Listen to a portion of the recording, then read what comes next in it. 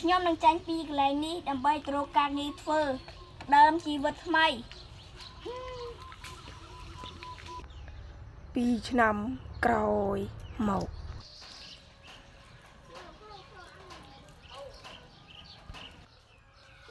ខ្ញុំសប្បាយចិត្តណាស់មិនគួរណាបានផ្ទះថ្មីនេះទេ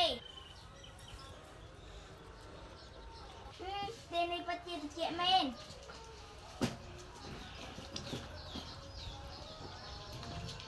បើសិនជាពុកណៅខ្ញុំមិនជាសប្បាយចិត្តយ៉ាងណានោះទេពុក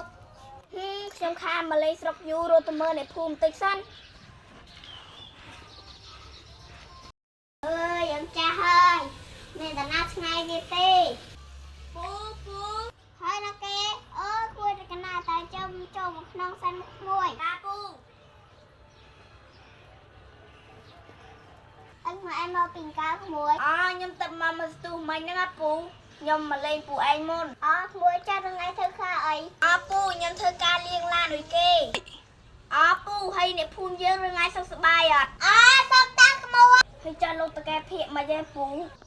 លោកតកែភាកឥឡូវដល់សុំទៀនលោកតកែភាកហ្នឹងលេងតែបានរឿថ្ងៃអស់លុយបាត់ហើយក្មួយអើយចាពូហ្នឹងហើយលោកតកែភាកគាត់ចឹងហើយប្រកែមើងងាយញោមចាពូចឹងខ្ញុំទៅសិនហើយតកែញ៉ាត់ឲ្យឈប់យូរទេពូ